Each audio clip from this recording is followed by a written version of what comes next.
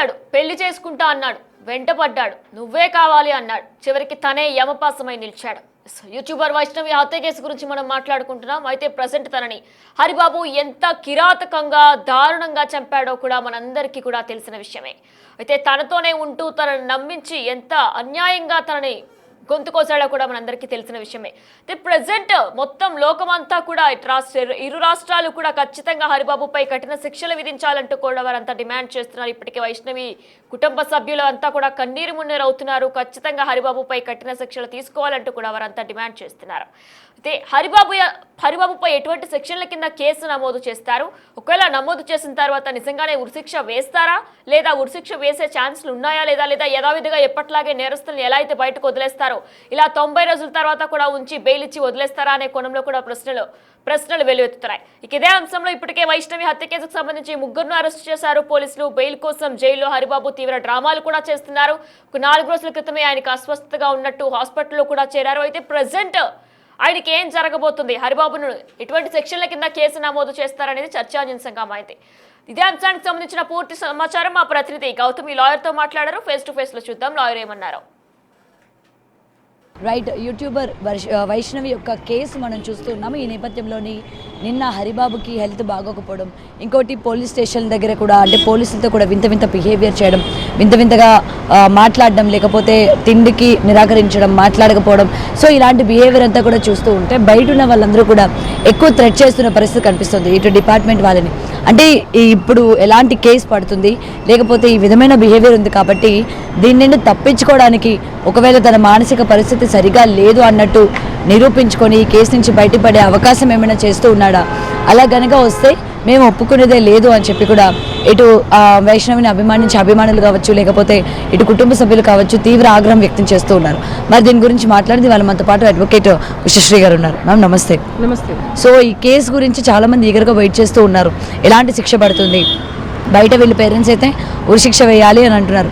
But మనకి 2 రోజుల నుండి చూస్తున్నట్లయితే తన బిహేవియర్, పోలీసులతో బిహేవ్ చేసే విధానం కావచ్చు, అంటే ఈ కేసులోని తను ఎలా అయినా బయటపడాలి, ఒకటి మానసిక పరిస్థితి సరిగా లేదు అనగానే ఎటువంటి తీర్పు వస్తుందో మనం చూస్తూ ఉన్నాం. ఈ కోణంలో ఏమైనా ఆలోచించే ప్రయత్నం చేస్తూ ఉన్నాడా అండ్ ఎటువంటి శిక్ష పడే అవకాశాలు ఉన్నాయి?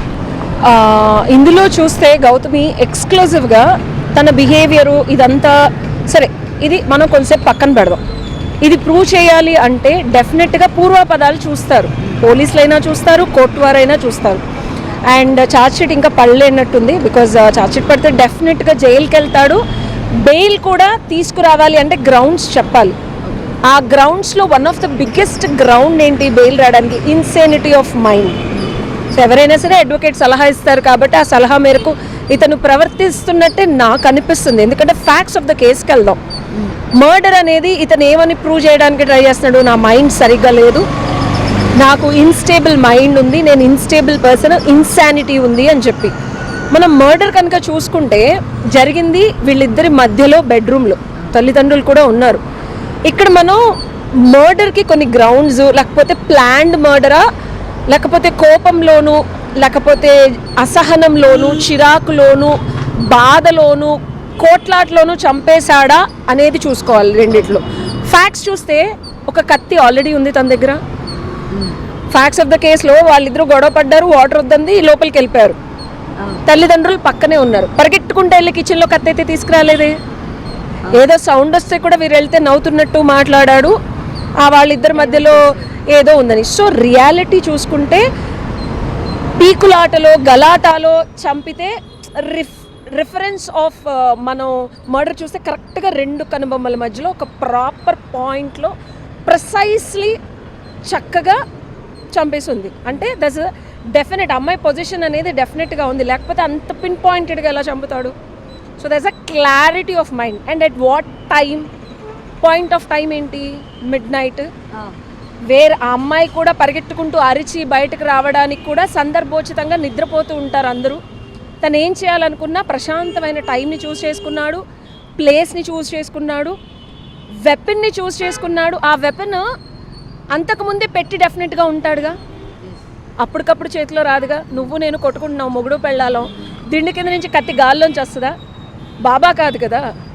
సో డెఫినెట్గా there is a weapon already అక్కడ పెట్టుకుని ఉన్నాడు. అంటే ఎస్టాబ్లిష్డ్గా ప్రీ ప్లాన్డ్గా clarity of thought, amazing timing, preferential ability to kill, కావాల్సినంత ఎబిలిటీ, ప్రిసైజ్ ఒక పాయింట్లో ఎక్కడైతే చంపితే తిరుగుబాటు తనం ఉండదు వాడి మీద, అతని మీదకి మళ్ళీ అమ్మాయి ఎదురొచ్చి ఇతన్ని హర్ట్ చేసే పాసిబిలిటీ కూడా లేదే.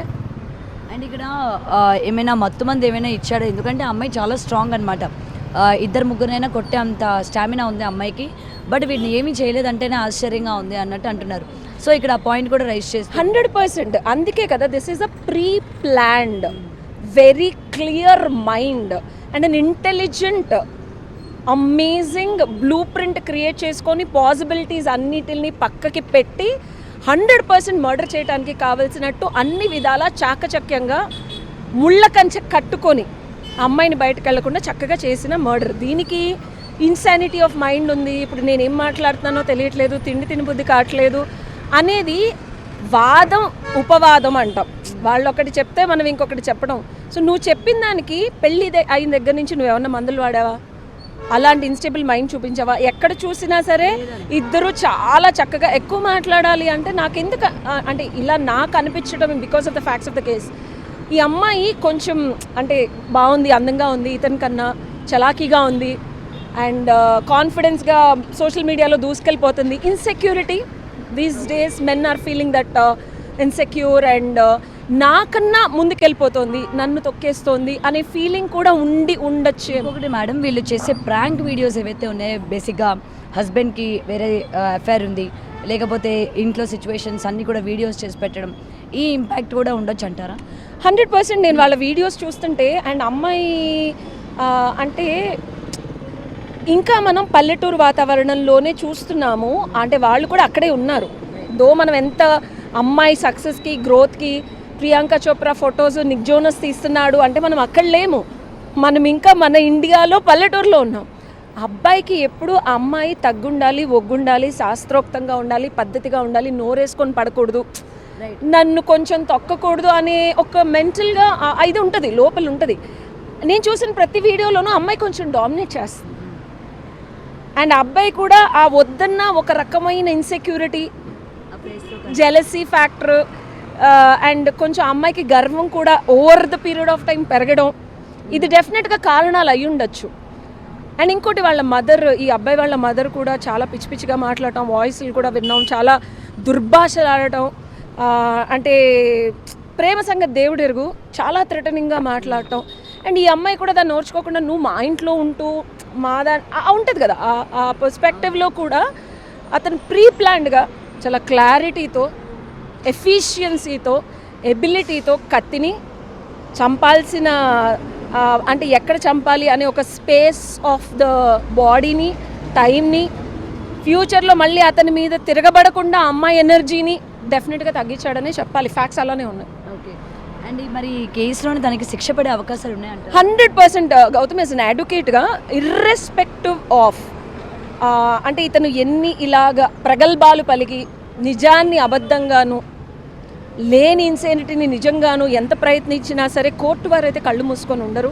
అండ్ మోర్ ఓవర్ ఆ అమ్మాయి తరఫున కూడా public prosecutor is a regular thing state versus ఈ అబ్బాయి అయిపోద్ది. బట్ ఒక మంచి అడ్వకేట్ని కనుక పెట్టుకుంటే ట్రయల్ ఇస్ వెరీ ఇంపార్టెంట్. చాలామంది అనుకుంటారు 5 సంవత్సరాలు పడుతుంది, శిక్ష పడదు. నో, నేను గమనిస్తున్నా, నేను ప్రాక్టీస్ చేస్తున్నా, నా సీనియర్స్ని నేను చూస్తున్నాను, the way you do the ట్రయల్ను క్వశ్చన్స్ అడిగేదాన్ని బట్టి మెజిస్ట్రేట్ ముందు అయితే అబద్ధాలు ఇవన్నీ చెప్పడానికి, బికాస్ దేర్ ఆర్ వాదోపవాదాలు. ట్రయల్ కరెక్ట్గా క్వశ్చన్స్ అడిగితే, ఫ్యాక్ట్స్ని అడిగితే అబ్బాయితోనే మనం మర్డర్ చేశాడని చెప్పచ్చు. ఇప్పుడు నేను చెప్పిన ఫ్యాక్ట్స్ అండ్ ఇంకొంచెం లోతుపాట్లకి వెళ్ళి అమేజింగ్గా ఫ్యాక్ట్స్ని కనుక అబ్బాయికి క్వశ్చన్స్ లాగా మనం ప్రజెంట్ చేసి పోక్ చేయగలిగితే అతనే ఒప్పుకుంటాడు ఐ డిడ్ దిస్ మర్డర్ అని. బికాస్ యు ఆర్ నాట్ క్యామోఫ్లేజింగ్, వాళ్ళలాగా లేనివి అడగట్లేదు.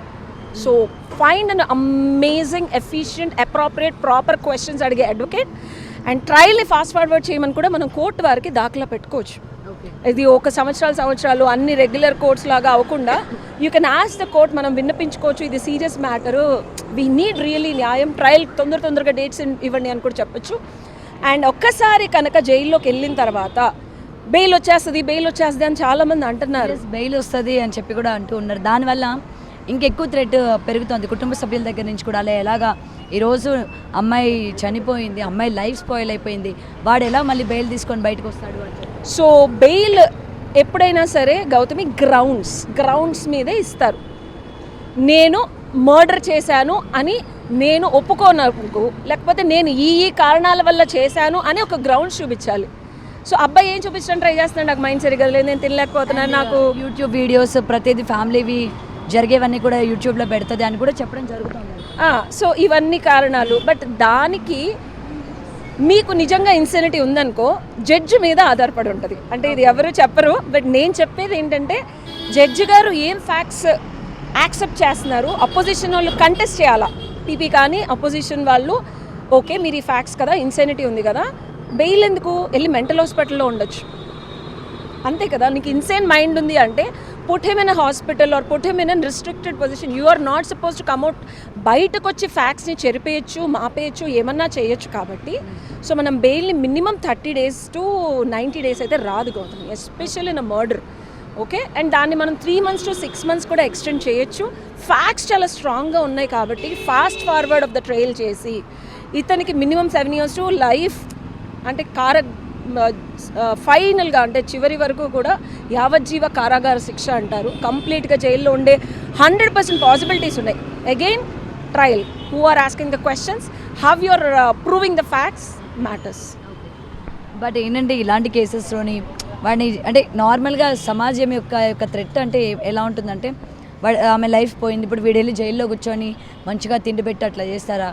వీ వాంట్ ఇమీడియట్గా మాకు యాక్షన్ కావాలి, వాడిని ఉరి తీయాలి అని చెప్పి బయట నుంచి అంటూ ఉన్నారు. మరి ఇలాంటి కేసెస్లోని అంటే ఇటు కుటుంబ సభ్యులు వాదనలు కనుక వింటే అలాంటి అవకాశం వచ్చే అవకాశం అంటే ఉంటుందా, ఛాన్సెస్ ఏమైనా? మన కోర్ట్స్ దీస్ డేస్, నీకు లాస్ట్ టైం కూడా చెప్పాను, సొసైటీని బట్టి మారుతున్నాయి judgements. Supreme courts are giving amazing శిక్షలు కానీ లేకపోతే వెసులుబాట్లు కానీ రెండూ చాలా ఆచితూచి ఇస్తున్నాయి. దిస్ సినారియో మనం ఎన్ని మాట్లాడుకున్నా ఎమోషన్ పక్కన పెట్టి ధర్మం కళ్ళు మూసుకొని ఫ్యాక్ట్స్ చూస్తారు. వీ కెన్ క్లియర్లీ సీ ఇతనే మర్డర్ చేశాడు, there is intention and brutality. So fast forward trial చేస్తే శిక్ష కూడా మనం ఫ్యాక్ట్స్ ప్రూవ్ చేయగలిగితే డెఫినెట్గా లైఫ్ సెంటెన్స్ కూడా వేయచ్చు. But how you are showcasing and proving that through an advocate and a court matters. డెఫినెట్గా పడుతుంది if you can prove the facts. కోర్ట్కి ఏం కావాలి, ఎవిడెన్స్లు కావాలి, ఇంటెన్షన్ కావాలి. ఇవి ప్రూవ్ చేస్తే 100% పడుతుంది, లేదు అనేది లేదు. బట్ మీరు అప్రాపరియేట్గా అడ్వకేట్ని పెట్టుకొని దాన్ని ప్రాపర్గా ఫాస్ట్ ఫార్వర్డ్ చేసుకోవాలి. అండ్ మ్యామ్ ఫైనలీ ఇలాగ పొద్దున్న లేచినప్పటి నుండి ప్రతి కంటెంట్ మనం ఛానల్లో పెట్టాలి, హస్బెండ్ ఇలాంటి వాడు, ప్రతిది కూడా జనాలకి తెలియాలి. ఎందుకంటే టుడే వాళ్ళు నా దగ్గర ఒక క్వశ్చన్ పెట్టారు, మేము వీడు ఎలాంటి వాడో ఇవాళ వీడియో తీసి పెట్టబట్టే జనాలందరికీ కూడా తెలిసింది, సో ఇందులో తప్పేముంది మేము తీసి పెట్టడంలో అని వీళ్ళ వాదన. బట్ వాడేమంటాడు, ఇలాంటివి చేయబట్టి అప్పుడు తను ఓపెన్ అప్ అవ్వకపోయినా అవన్నీ మైండ్లో పెట్టుకొని నేను చంపాల్సి వచ్చింది అని చెప్పి అటు సైడ్ నుండి వాదన. బట్ ఇలాగా ఇన్ఫ్లుయెన్సెస్ అని చెప్పుకుంటూ తిరిగే వాళ్ళు, ఇలా బయట పెట్టేవాళ్ళు ఏం చెప్తారు మ్యామ్? Is it right? ఇలా మన ఇంట్లో జరిగేవి, భార్యాభర్తల మధ్య జరిగేవి, సో కాల్డ్ ప్రాంక్ వీడియోస్ అని చెప్తూ ఇవన్నీ కూడా ఇలాంటి మర్డర్ కేసెస్లోని one of the main points లాగా ఇవాళ కనిపిస్తూ.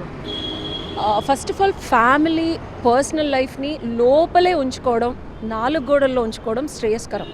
మంచి చెప్పచ్చు, చెడుని దాచుకోవడం. ఎందుకంటే గుట్టుగా కాపురం చేసుకోమని పాతకాలంలో చెప్పారు.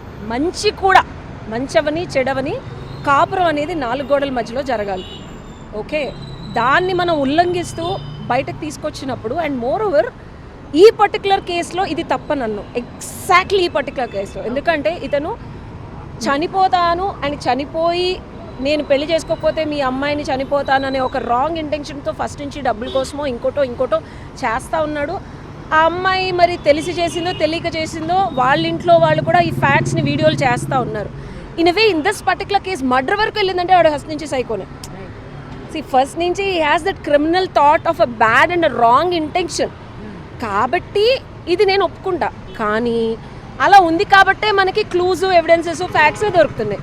అదే లేదనుకో, మనం సమాజానికి అట్లా చేయకూడదని చెప్తే ఈ అమ్మాయి కూడా గుప్పునుంటే అసలు వాడు మనకి దొరికేవాడే కాదు in this case. But in general Gautam ఏం జరుగుతుందంటే డబ్బుల కోసము, వ్యూస్ కోసము చేయకండి. మీ జీవితం మొత్తం బయట పెట్టుకోవటం వల్ల అందరూ నవ్వుతారు. నవ్విన దాన్ని మనం కామెడీ అనుకుంటున్నాం కానీ ఎగతాళి, లేఖితనము అని కూడా లోపల అనుకుంటారు. అండ్ మోర్ ఓవర్ డబ్బుల కోసం చాలా వృత్తులు ఉన్నాయి. ఇన్ఫ్లుయెన్సెస్ అయిపోయి కొలాబ్స్ వచ్చేసి ఆ జీవితం ఎన్ని రోజులు ఉంటుంది? I been in media since 10 years. చెయ్యాలంటే మనం ఎన్నో చేయాలి, బట్ దీనివల్ల వచ్చేది short term result. Focus on things that produce money. ఇంత డబ్బులు ఇంత టైంలో రావాలా, ఇంత డబ్బులు ఇంత టైంలో రావాలా చూసుకోండి. ఇంత డబ్బులు ప్రొఫెషన్లోనే వస్తాయి, లాంగ్ టర్మ్ వస్తాయి, పేరు ఉంటుంది, కీర్తి ప్రతిష్టలు ఉంటాయి. అండ్ జీవితం ఎప్పుడు 4 గోడల మధ్యలోంచి బయటకు వస్తుందో ప్రశ్నార్హం అవుతుంది, గమనార్హం అవుతుంది, అందరికీ తెలిసిపోతుంది. అండ్ మోర్ ఓవర్ భార్యాభర్తలది ఎంత మనం వద్దన్నా కాదన్నా లాంగ్ టర్మ్ రిలేషన్షిప్ ఇంకా ఇండియాలో. ఈరోజు ఏదో మనం వెళ్ళిపోయి తర్వాత మళ్ళీ ఇంకోళ్ళతో ఉండటానికి లేదు. కానీ ఫ్యాక్ట్స్ ఆఫ్ ద కేసుకి వస్తే ఎవరు కంటిన్యూస్గా కలిసి ఉండట్లేదు. సో బయట పెట్టుకోకుండా గుట్టుగా కాపురం చేసుకోవడం శ్రేయస్కరం.